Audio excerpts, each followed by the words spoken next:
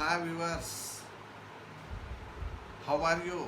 I hope that all are well and taking care from the COVID-19 situations. As you know that I am Dr. Jetling Ellosa, running a YouTube channel called Law Speeches, in which I am posting my lectures and speeches on different facets of law and also issues on the contemporary which is happening around the world. In continuation of my series of lectures, today I am focusing upon the Article 22 of the Constitution of India, in which the I will discuss the first part of the Article 22. As you know that Article 22 is incorporated in the Part 3rd of the Constitution of India. The Part 3rd of the Constitution of India is considered as a fundamental rights which are very sacrosanct, and the state should not infringe our fundamental rights at any point of time unless until there is a grave exigency is there. The state cannot violate the fundamental rights. And Article 22 is a addenda to the Article 21. You know, Article 21 talks about the life and personal liberties, and one of the shortest article, and it has received a lot of attention from the judiciary as well as from the everywhere. As you know that Article 21 runs within few words like no person shall be deprived of life and liberty except according to due procedure established by law. Upon this, the apex court of the land and different courts, high courts, have given very landmark judgments, and we can write innumerable books upon the simple this Article 21. So where life and personal liberties have been elaborated or incorporated, there is no limitation to the life and personal liberties. A human being exists upon the life and personal liberties. So there is no limitation upon the Article 21. In earlier classes, I had delivered upon the Article 21 in detail with the case laws, and today I am giving my speech upon the Article 22, that too upon the right of against the arbitrary arrest. As you know that Article 22 speaks about the safeguards against the arbitrary arrest and detention. But in this lecture, I am devoting to the first part, that is the safeguards against the arbitrary arrest, and later I will post another lecture on the arbitrary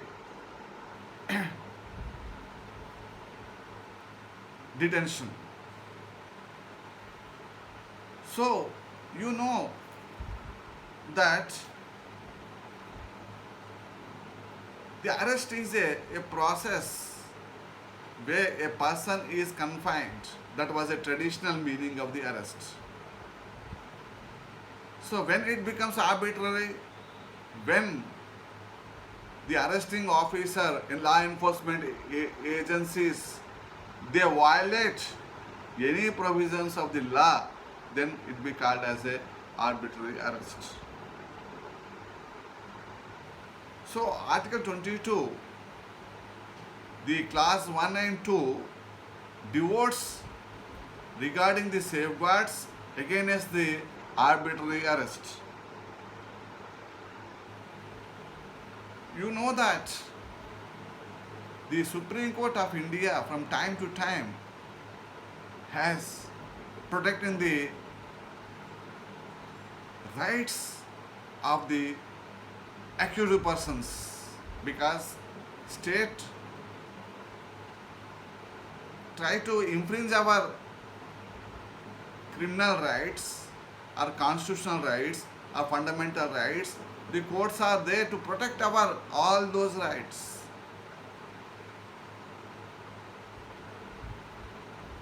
If we see the two important decisions like R.C. Cooper versus Union of India, which is reported in 1978, Supreme Court 597, and before to that we have the famous case called the A.K. Gopalan case,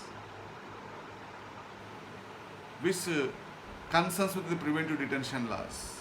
In both the cases, the apex court of the land has stated that the citizens of India has protected of arbitrary arrest and detention. The state, if they want to arrest, it has to follow certain guidelines.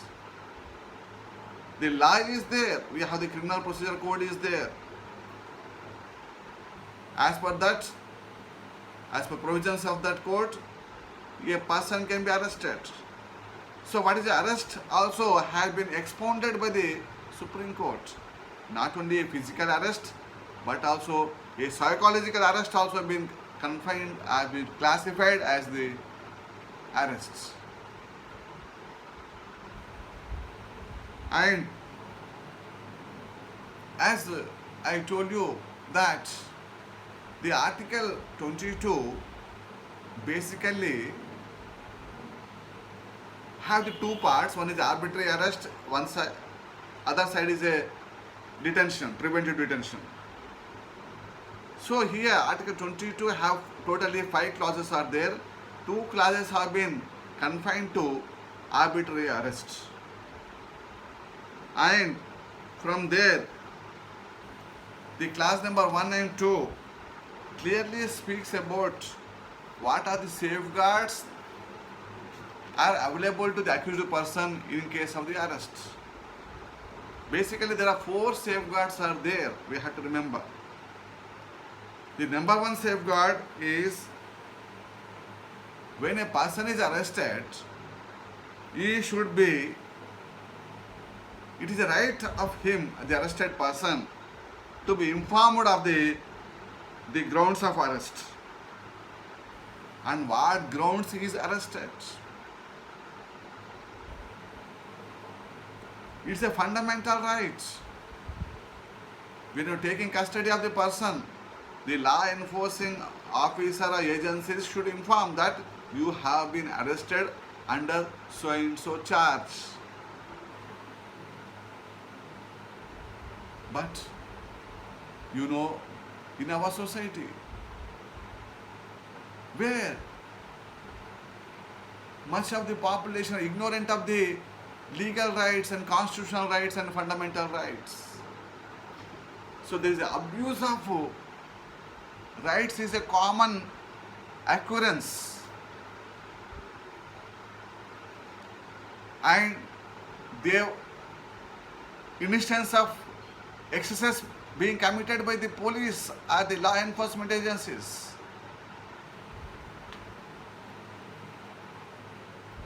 To uphold that, the rights, the apex court of the land again has interfered, and in a case called, the very famous case called the Joginder Kumar versus State of Uttar Pradesh, which is reported 1994, volume 4, SCC, page number 260, where in this case Supreme Court has elaborately discussed how a arrest can be made of. It is provided the basic guidelines of the arrest. So what are those guidelines? That includes the person who is arrested immediately should be informed of the grounds of arrest, and everything should be in black and white, it should be in paper, and the arrested person, if his relatives or friends should be informed of the arrest, and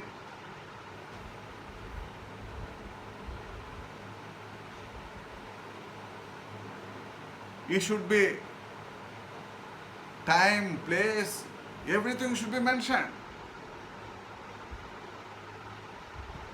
You know, in a Menaka Gandhi versus Union of India case, that is also known as a very passport case of 1978, it is reported, where the human rights jurisprudence has given a high regard by the apex court.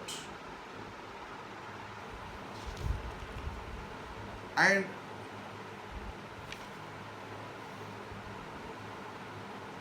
so the same principles has adopted, evolved by the Supreme Court in this case also.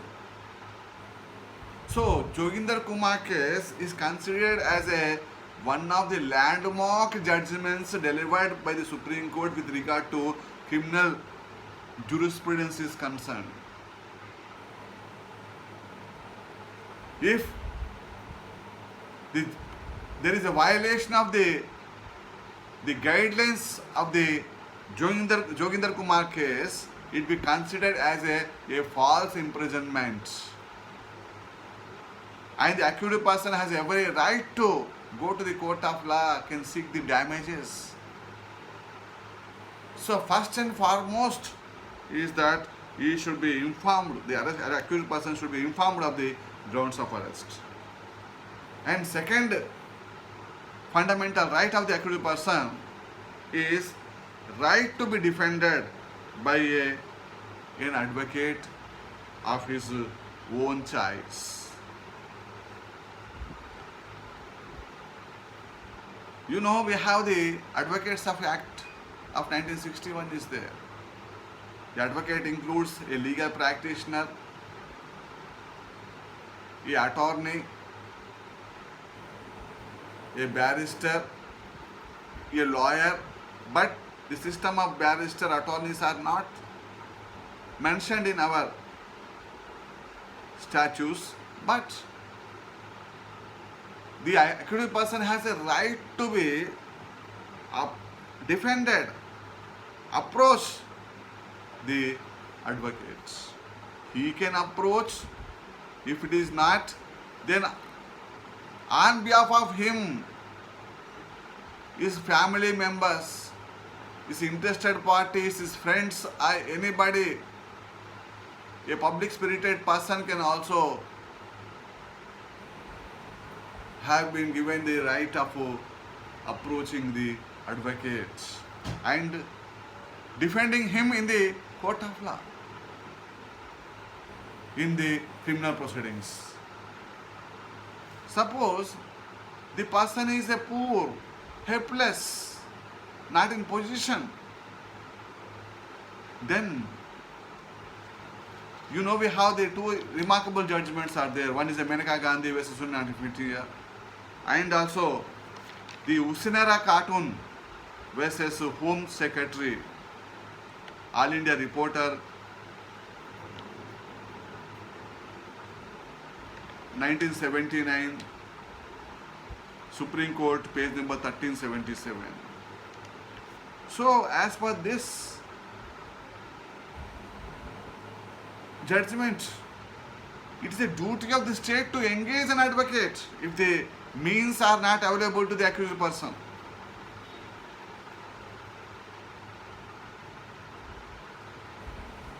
Because accused person is facing a criminal charge.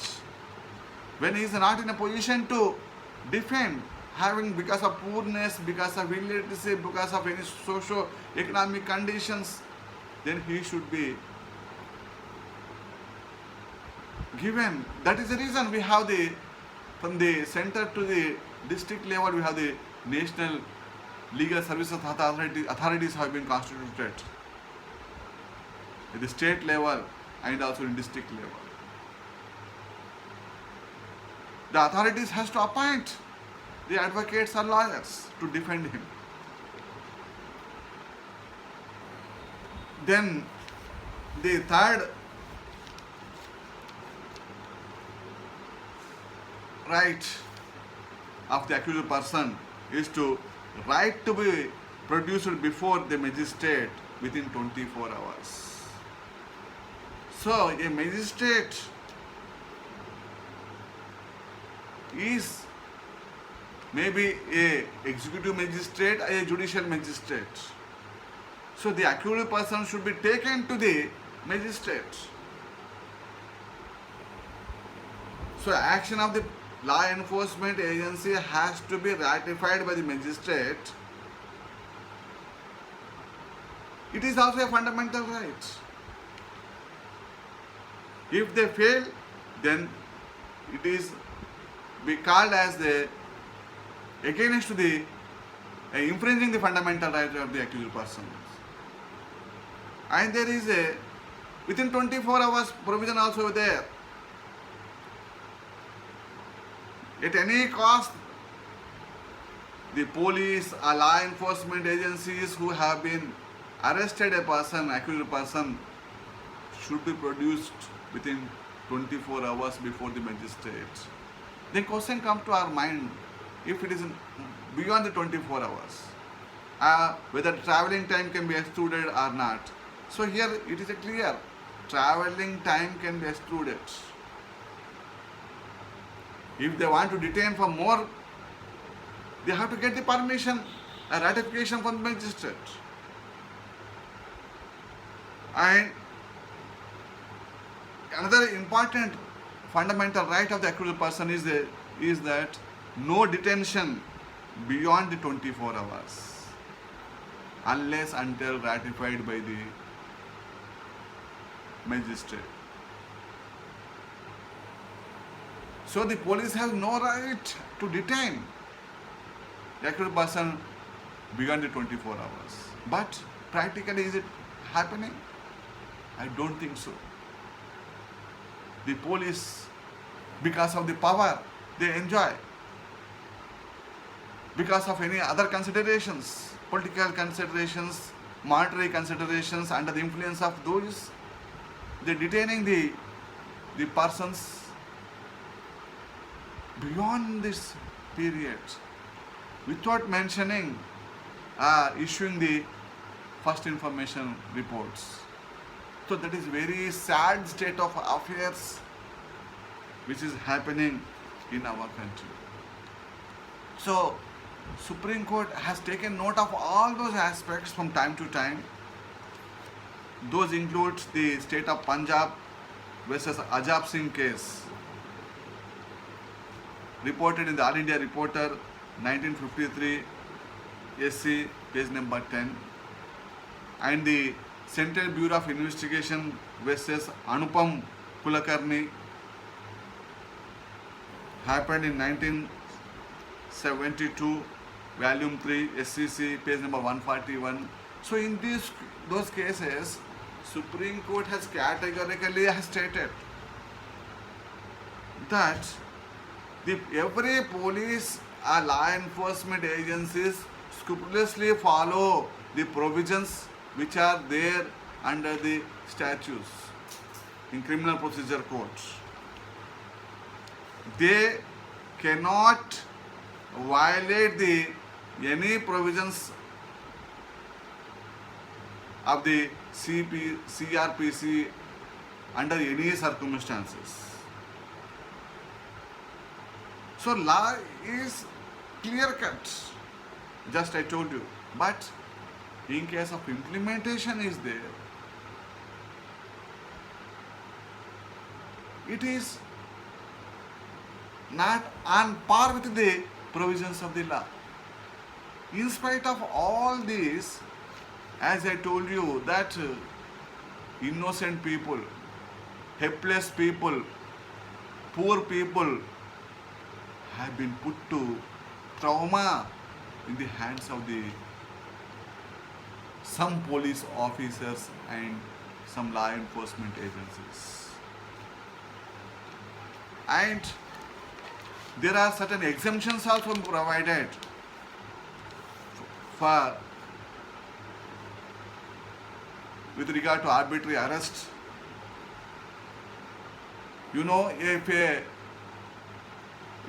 alien enemy is arrested, no need to follow all these guidelines. And if a person is arrested under preventive detention laws, in that scenario also no need to follow these guidelines.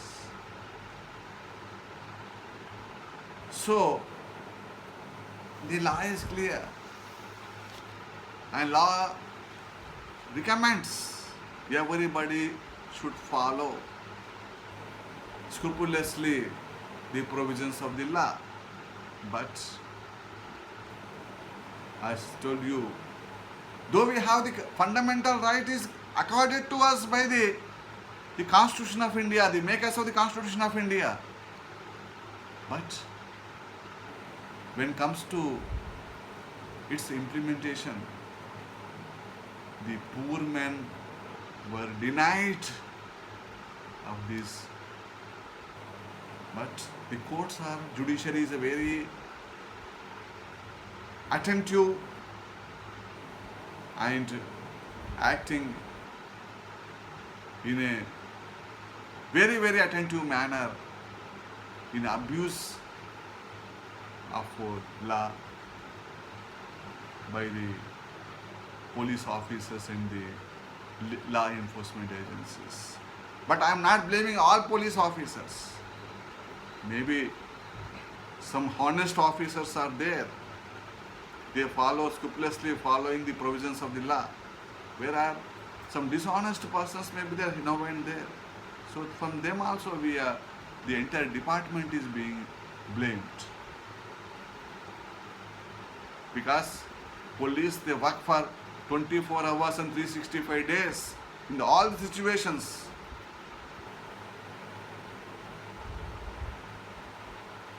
They had this duty boundness, whether it may be natural calamity, whether it is a man-made calamity, whether it may be any other calamity, like now presently in pandemic situation also. So they are coming and they are became a frontline workers and protecting the life and liberties of the persons.